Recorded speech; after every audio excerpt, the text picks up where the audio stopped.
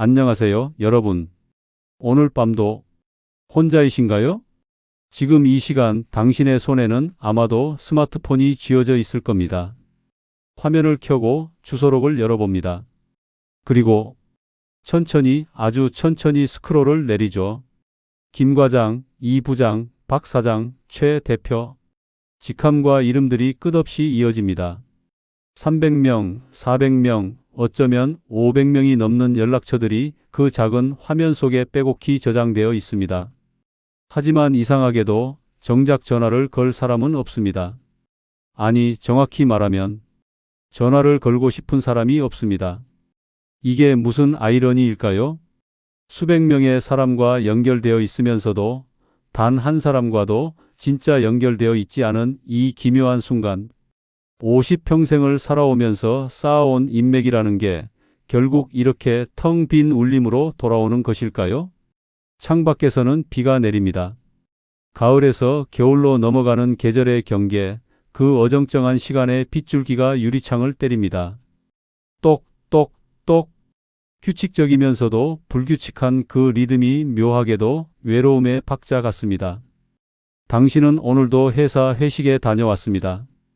아니, 회식이라기보다는 그냥 모임이었죠. 업계 사람들끼리 모인다는 그런 명목의 자리. 30명쯤 모였을까요? 고깃집 2층 룸에서, 연기 자욱한 공간에서 사람들은 소주잔을 부딪히며 웃었습니다. 김대리, 오늘 한잔 해야지. 아이고, 박 이사님, 오랜만입니다. 목소리들이 겹치고 겹쳐서 결국 아무 말도 들리지 않는 소음이 되었습니다. 당신은 그 소음 속에서 적당히 웃고 적당히 잔을 들고 적당히 맞장구 쳤습니다. 30년 직장 생활로 다져진 사교술이란 게 이제는 거의 본능처럼 작동합니다. 하지만 집으로 돌아오는 택시 안에서 당신은 알았습니다. 오늘 밤도 아무런 대화가 없었다는 것을. 누군가와 말은 나눴지만 대화는 하지 않았습니다. 누군가와 웃기는 했지만 진짜 웃음은 아니었습니다. 누군가와 함께 있었지만 결국 혼자였습니다. 택시가 멈추고 아파트 현관문을 열고 거실 불을 켜고 침대 옆에 앉습니다. 그리고 다시 주소록을 엽니다. 이상하죠?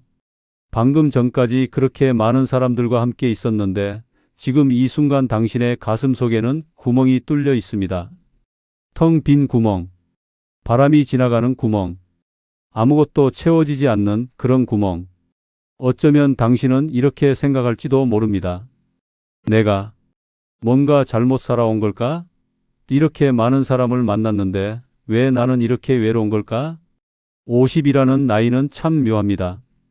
젊지도 않고 그렇다고 늙지도 않은, 아직 할 수 있는 것들이 많다고 믿지만 동시에 이미 돌이킬 수 없는 것들도 많다는 걸 아는 나이. 더 높이 올라갈 수도 있지만 언제든 추락할 수도 있는 그 아슬아슬한 중턱. 그리고 관계도 그렇습니다. 아직 새로운 사람을 만날 수 있다고 믿지만 동시에 지금까지 쌓아온 관계들이 얼마나 허망한 것인지 깨닫기 시작하는 나이. 여러분, 혹시 이런 경험 있으신가요? 젊었을 때는 몰랐습니다. 사람이 많으면 많을수록 좋다고 믿었죠. 명함을 100장, 200장 모으고 SNS 친구를 1000명, 2000명 늘리고 그렇게 인맥이라는 그물을 넓히는 게 성공이라고 생각했습니다. 사람이 재산이다. 누군가 그렇게 말했고 우리는 그 말을 믿었습니다. 그래서 골프도 배우고 와인 모임도 나가고 산악회도 가입하고 봉사활동도 하고 끊임없이 사람을 만났습니다. 주말에도 휴가에도 명절에도 쉬는 날이 없었죠. 관계를 만들어야 해. 네트워크를 구축해야 해. 그렇게 스스로를 채찍질하며 살았습니다. 그런데 말입니다. 50이 되어서야 우리는 깨닫습니다. 그 모든 관계가 사실은 거래였다는 것을, 그 모든 미소가 사실은 가면이었다는 것을, 그 모든 우정이 사실은 조건부였다는 것을. 당신이 잘 나갈 때는 사람들이 모여듭니다.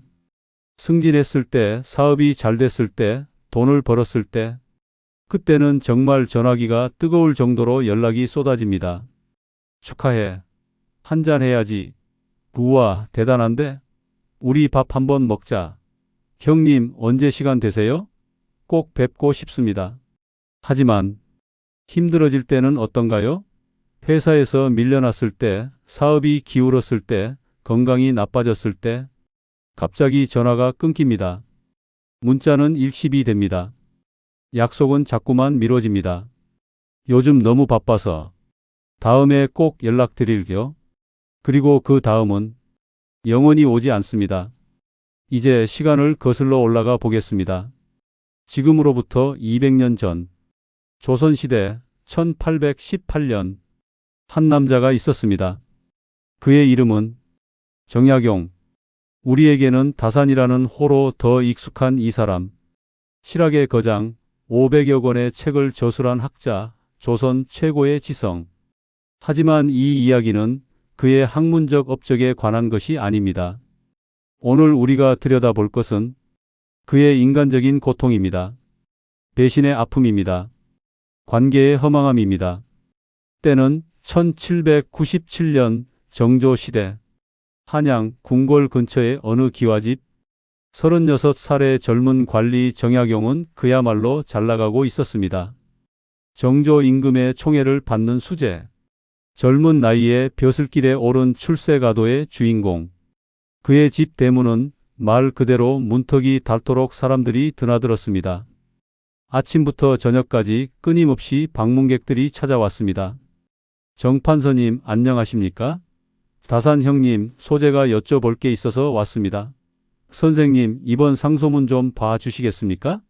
선비들, 관료들, 심지어 상인들까지 모두가 정약용을 만나고 싶어 했습니다. 그와 대화하고 싶어 했습니다. 그에게서 한마디라도 듣고 싶어 했습니다. 그의 서재는 항상 사람들로 북적였습니다.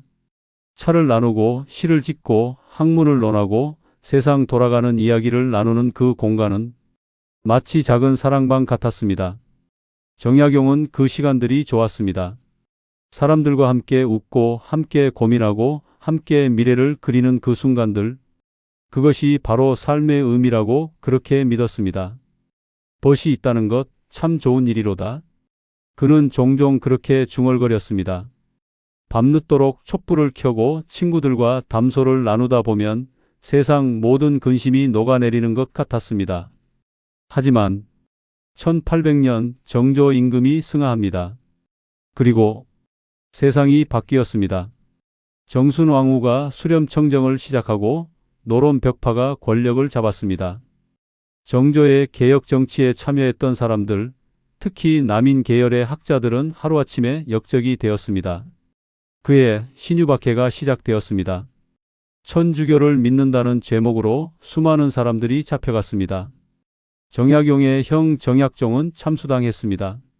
친구들은 고문을 받다가 죽어갔습니다. 그리고 1801년 2월 정약용에게도 체포영장이 떨어졌습니다. 그날 아침 포졸들이 그의 집 대문을 두드렸습니다. 정약용 역적의 죄로 잡아들인다. 그 순간 그의 집 주변은 텅 비었습니다. 어제까지만 해도 문턱이 닳도록 드나들던 사람들이 하루아침에 사라졌습니다.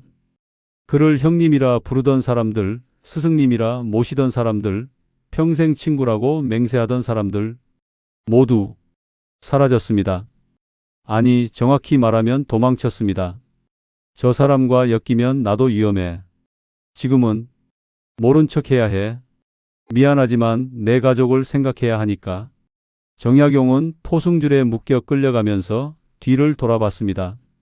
자신을 환송하는 사람은 단 한 명도 없었습니다. 그토록 북적이던 그의 집 앞 골목은 이제 적막만이 감돌았습니다. 바람에 나뭇잎 구르는 소리만이 그의 마지막 발걸음을 전송했습니다. 그는 그때 알았을 겁니다. 아, 그 많던 사람들이 결국 이런 것이었구나. 그는 신문을 받았습니다. 고문은 받지 않았지만 정신적 고통은 고문보다 더 혹독했습니다. 사형은 면했습니다. 하지만 대신 유배형이 내려졌습니다. 경상도 장기로, 그리고 몇 달 뒤 더 먼 곳으로, 전라도 강진으로. 1801년 가을, 정약용은 강진 땅을 밟았습니다. 한양에서 강진까지 그 먼 길을 걸어서 내려왔습니다. 사흘, 나흘, 닷새. 끝없이 이어지는 유배길. 그의 발에는 물집이 잡히고 등에는 땀이 흥건했지만 무엇보다 견딜 수 없었던 건 외로움이었습니다. 강진. 바다가 보이는 작은 시골 마을. 그에게 배정된 곳은 초가 삼간도 아닌 헛간 같은 방 하나였습니다. 흙바닥에 거적대기 하나 깔려 있고 천장은 비가 새고 벽에는 바람이 들어왔습니다. 그 좁은 방에 앉아서 정약용은 밤하늘을 올려다봤습니다. 별들이 빛나고 있었습니다. 한양에서 보던 그 별들과 똑같은 별들이었습니다. 하지만 이제 함께 별을 보던 사람들은 없었습니다. 함께 차를 마시던 사람들은 없었습니다. 함께 시를 짓던 사람들은 없었습니다. 그는 혼자였습니다. 완벽하게 절대적으로 외로웠습니다. 그날 밤 정약용은 울었을 겁니다. 소리 내어 울지는 못했겠지만 눈물은 흘렀을 겁니다. 40살의 남자가 모든 것을 잃고 모든 사람을 잃고 흙바닥 위에 앉아서 조용히 눈물을 흘렸을 겁니다. 그 눈물의 의미를 저는 압니다. 여러분도 아실 겁니다. 그것은 단순히 힘든 상황에 대한 눈물이 아니었습니다. 그것은 배신에 대한 눈물이었습니다. 믿었던 사람들에 대한 눈물이었습니다. 허망함에 대한 눈물이었습니다. 내가 그렇게 많은 사람을 만났는데, 내가 그렇게 정성껏 대했는데, 내가 그렇게 진심으로 사귀었는데, 결국 아무도 없구나. 그 깨달음은 추운 겨울바람보다 더 차가웠을 겁니다. 그 고독은 어떤 고문보다 더 고통스러웠을 겁니다. 하지만 말입니다, 여러분. 정약용의 이야기가 여기서 끝났다면 우리는 지금 이 이야기를 하고 있지 않을 겁니다. 그가 만약 그 절망 속에서 무너졌다면, 만약 그 외로움에 굴복했다면 우리는 그를 기억하지 못했을 겁니다. 하지만 그는 일어섰습니다. 흙바닥에서 일어섰습니다. 그리고 그는 진짜 관계가 무엇인지 깨닫기 시작했습니다. 유배지에서 그는 몇 명의 사람을 만났습니다. 제자들이었습니다. 이항래, 이강해, 윤종진. 이들은 권력도 없고 돈도 없고 심지어 정식과거 시험도 보지 못한 가난한 선비들이었습니다. 하지만 이들은 유배 온 정약용을 찾아왔습니다. 역적으로 낙인 찍힌 정약용을 그들은 찾아왔습니다. 선생님, 저희에게 학문을 가르쳐 주십시오. 그 한마디가 정약용의 꺼져가던 심장에 다시 불을 붙였습니다. 그리고 그는 깨달았습니다. 아, 진짜 관계란 조건이 없을 때 남는 관계구나. 내가 아무것도 줄 수 없을 때 찾아오는 사람. 그 사람이 진짜구나. 여러분, 지금 이 순간 당신의 주소록에 있는 수백 명의 사람들, 그들 중에서 진짜는 몇 명이나 될까요? 당신이 만약 내일 모든 걸 잃는다면, 직장을 잃고 돈을 잃고 건강을 잃는다면, 그때도 당신 곁에 남을 사람은 몇 명이나 될까요? 정약용은 18년의 유배 생활 동안 그 질문에 대한 답을 찾았습니다.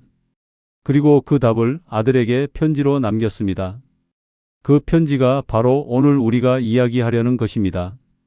나이 50이 되거든 이제는 사람을 가려 사귀어라.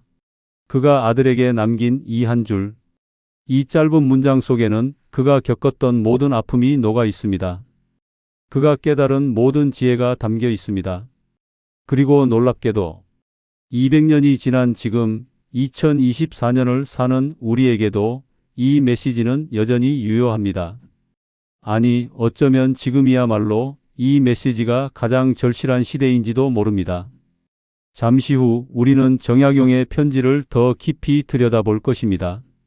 그가 말하는 가려 사귈 사람이란 누구인지, 그가 말하는 진짜 관계란 무엇인지, 그리고 우리는 어떻게 그런 관계를 만들어갈 수 있는지. 하지만 그 이야기를 하기 전에 먼저 물어보고 싶습니다. 당신은 지금 누구와 함께 있나요? 당신의 진짜 사람은 누구인가요? 생각해 보세요. 천천히 생각해 보세요. 다산 정약용이 강진 유배지에서 보낸 첫 겨울은 그의 인생에서 가장 혹독한 시간이었습니다. 눈이 내렸습니다. 한양에서는 운치 있게 느껴졌을 그 하얀 눈이 강진의 헛간 같은 방에서는 그저 추위였습니다. 천장 사이로 눈발이 날아 들어왔습니다. 벽 틈으로 찬바람이 휘몰아쳤습니다. 그는 떨고 있었습니다. 추위에도 외로움에도. 밤이 되면 그는 혼자 앉아 있었습니다. 촛불 하나 켜고 무릎을 끌어안고 그렇게 앉아 있었습니다. 머릿속에는 온갖 생각들이 휘몰아쳤습니다. 왜 나는 이렇게 되었을까? 내가 무엇을 잘못했나? 그 많던 사람들은 지금 어디서 무엇을 하고 있을까? 그리고 무엇보다 괴로웠던 생각. 그들은 나를 잊었을까? 망각. 그것이야말로 가장 잔인한 배신이었습니다.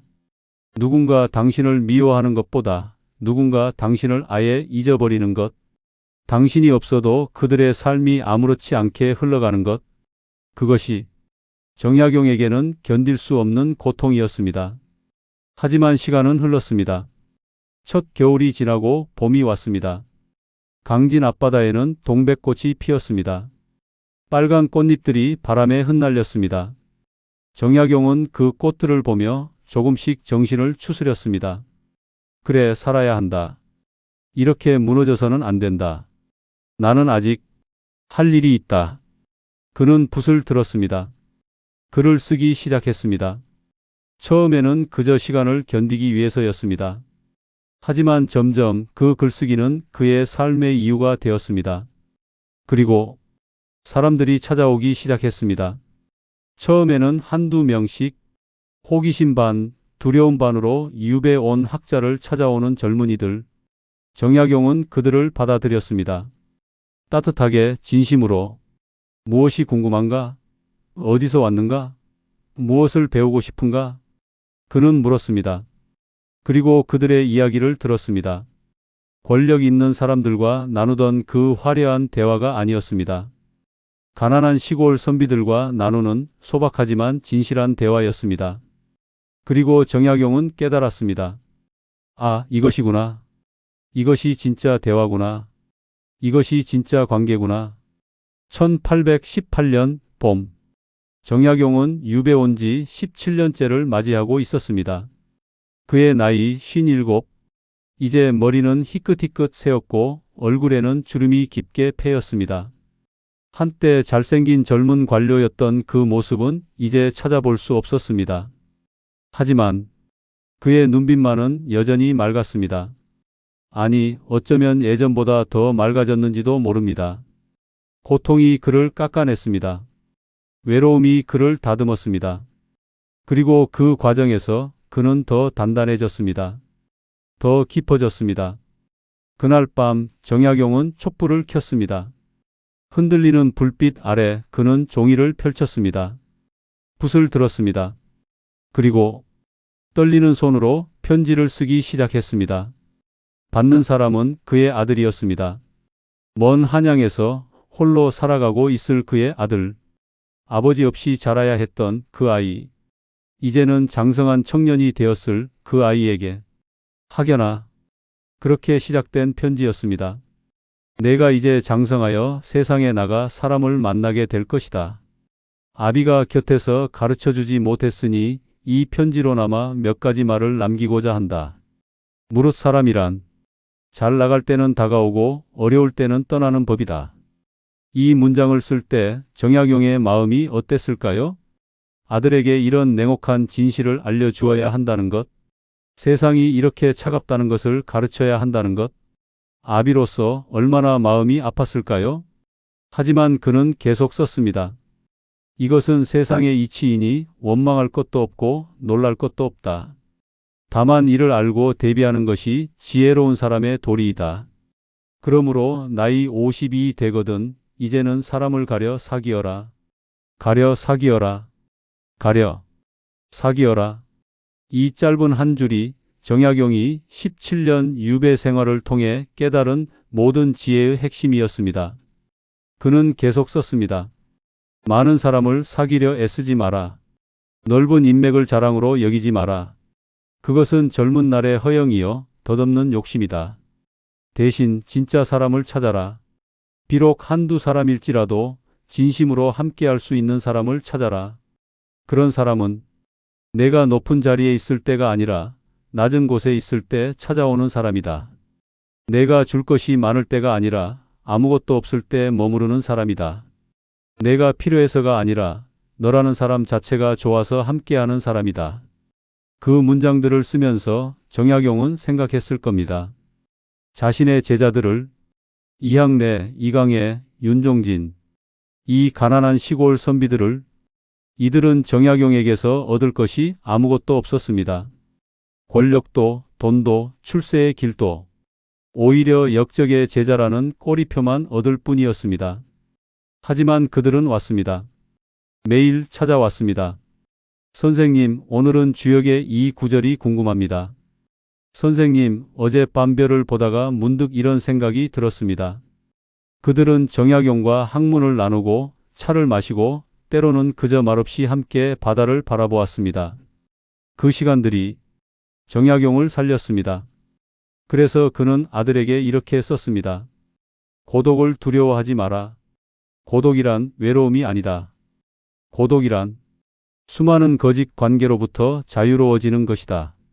의미 없는 모임으로부터 해방되는 것이다. 가면 쓴 사람들의 연극에서 내려오는 것이다. 고독 속에서 너는 비로소 내 자신을 만난다. 고독 속에서 너는 진짜 목소리를 듣는다. 고독 속에서 너는 성장한다. 이것이야말로 정약용이 유배지에서 얻은 가장 큰 깨달음이었습니다. 그는 처음에는 고독이 형벌이라고 생각했습니다.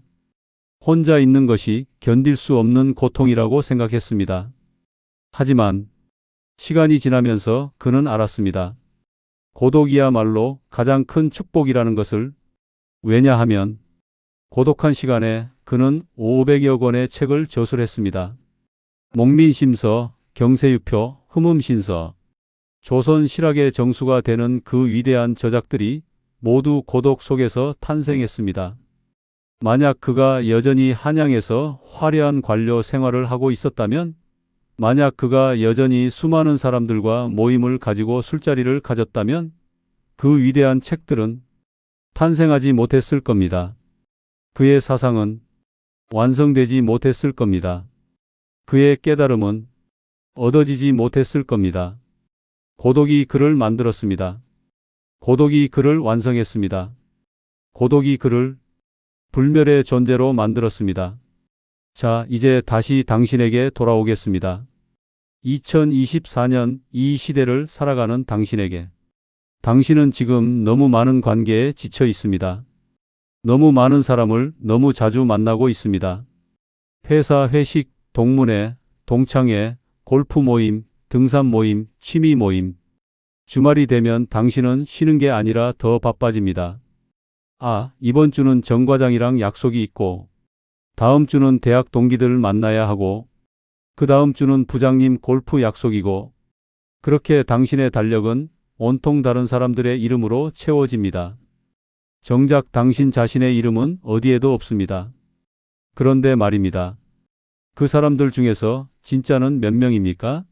그 모임들 중에서 진심으로 가고 싶은 곳은 몇 개입니까? 그 약속들 중에서 정말 의미 있는 시간은 얼마나 됩니까? 솔직해지십시오. 대부분은 의무입니다. 대부분은 체면입니다.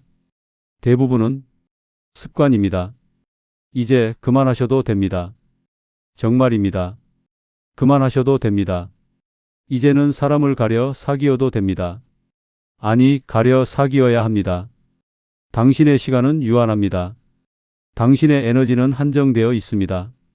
그것을 아무에게나 나눠줄 수는 없습니다. 떠날 사람은 떠나보내십시오. 억지로 붙잡지 마십시오. 그들이 떠나는 것은 당신의 잘못이 아닙니다. 그것은 그저 자연스러운 이치입니다. 사람에게는 계절이 있습니다. 어떤 사람은 당신의 봄에 왔다가 여름이 되면 떠납니다. 어떤 사람은 당신의 가을에 머물렀다가 겨울에는 사라집니다. 그것이 나쁜 것이 아닙니다. 그것이 삶입니다. 중요한 것은 사계절 내내 함께하는 사람을 알아보는 것입니다. 당신의 봄에도, 여름에도, 가을에도, 겨울에도 변함없이 곁에 있는 그 사람을, 그런 사람이 단 한 명만 있어도 당신은 부자입니다. 그런 사람이 두세 명 있다면 당신은 축복받은 사람입니다. 그러니 이제 숫자에 연연하지 마십시오. 명함 1000장이 무슨 소용입니까? SNS 친구 5000명이 무슨 의미입니까? 단 한 명, 진심으로 당신을 아는 단 한 명이 1000명보다 귀합니다. 진짜로 당신을 이해하는 단 한 명이 10,000명보다 소중합니다. 그리고 고독을 받아들이십시오. 혼자 있는 시간을 두려워하지 마십시오. 주말에 아무 약속도 없는 것을 부끄러워하지 마십시오. 저녁에 집에 혼자 있는 것을 외롭다고만 생각하지 마십시오. 고독은 선물입니다. 그 시간에 당신은 당신을 만납니다.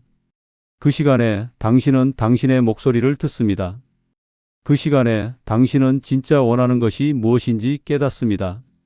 책을 읽으십시오. 음악을 들으십시오. 산책을 하십시오.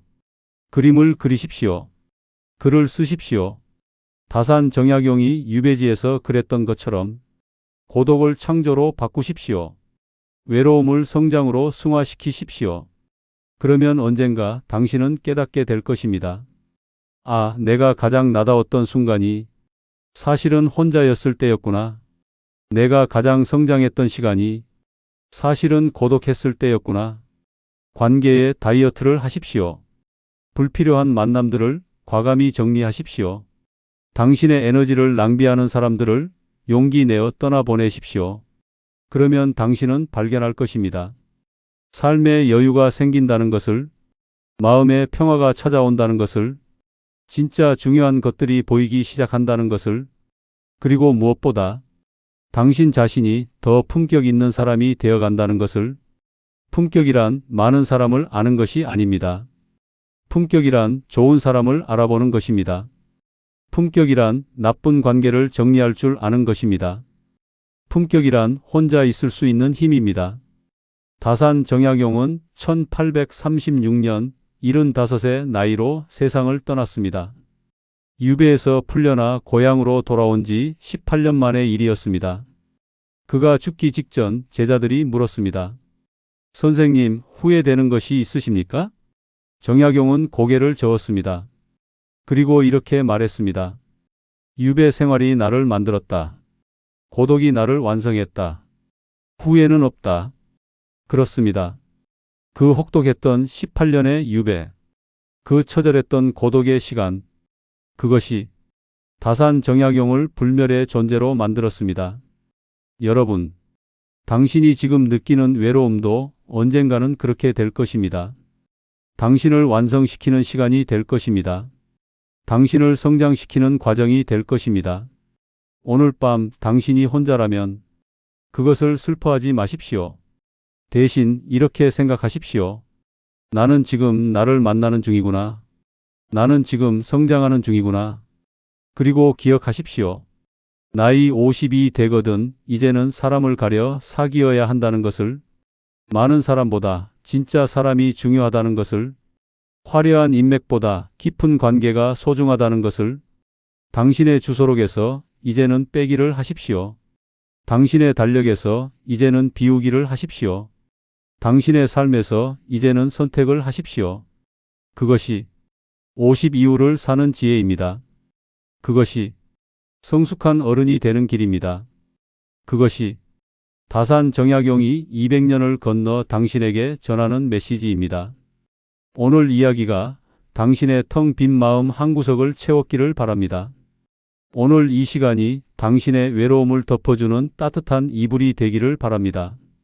다산의 지혜가 당신의 밤을 조금이라도 밝혀주었다면, 이 목소리가 당신의 고독을 조금이라도 위로해 주었다면, 우리가 이 길에서 다시 만날 수 있도록 당신의 흔적을 남겨주세요. 구독 버튼은 당신과 제가 다시 만날 약속입니다. 좋아요는 당신의 마음이 이 이야기와 함께 했다는 증표입니다. 저는 스쳐 지나가는 인연이 되고 싶지 않습니다. 당신의 마음에 머무는 것이 되고 싶습니다.